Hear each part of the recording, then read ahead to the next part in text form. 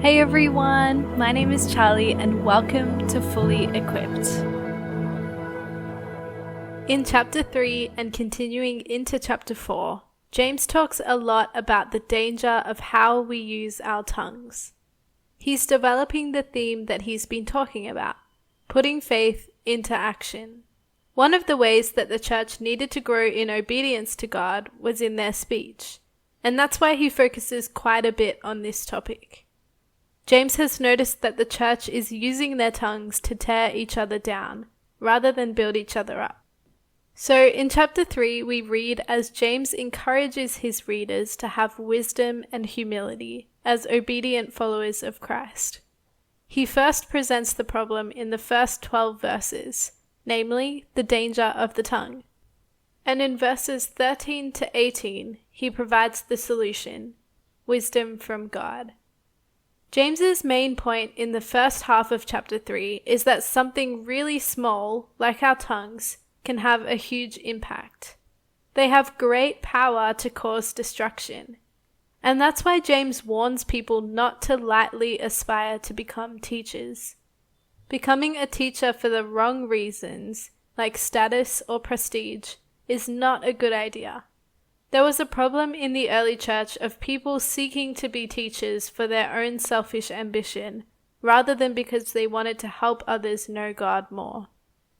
And so James warns people with this heart not to do so, because God is going to hold teachers more accountable. Teachers need to be people who practice what they preach, and also ensure that they are teaching people the truth. The words of teachers carry a lot of authority, and so their audiences are likely to be influenced by what they say.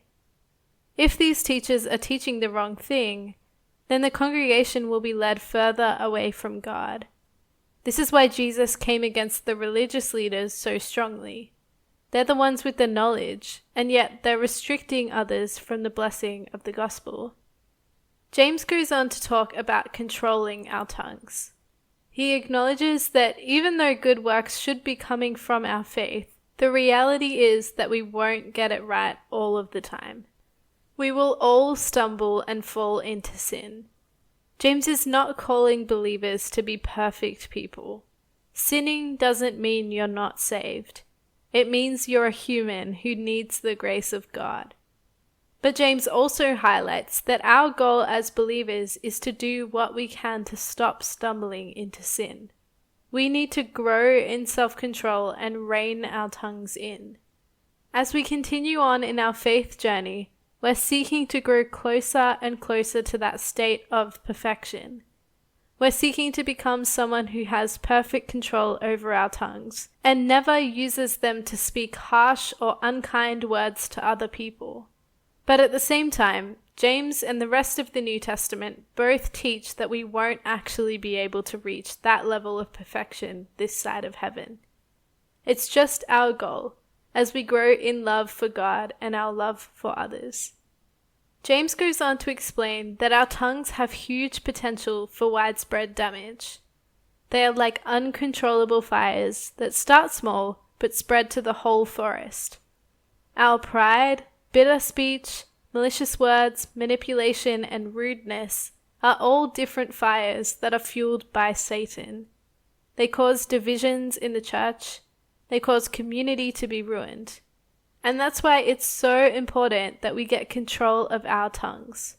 James calls out the hypocrisy of praising God 1 minute and then speaking unkindly to or about one of God's creations the next.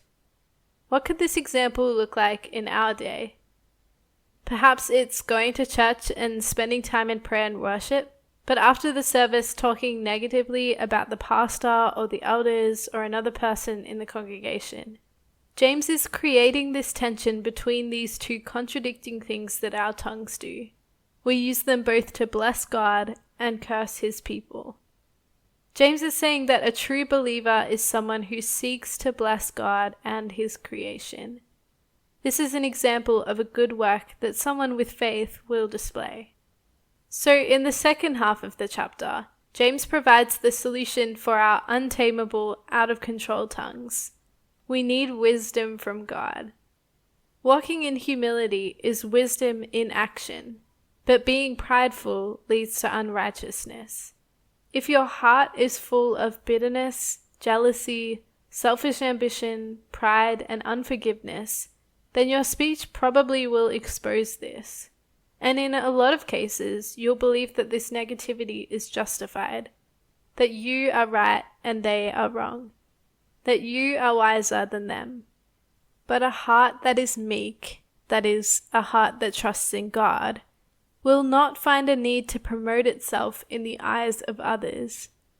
James really heavily warns against this bitter jealousy and selfish ambition, because it's the very opposite of God's heart. Actually, it's an attitude that's demonic. Why? Because Satan wants disorder and disunity within the church. He wants people to live bitter lives consumed by unforgiveness and self-righteousness. That kind of attitude distracts us from God and restricts us from living in the freedom He promises us. It spreads hatred in the church. When the church is full of disunity, nobody's going out and preaching the gospel. Nobody's bringing newcomers into the building because that's not a welcoming place to be.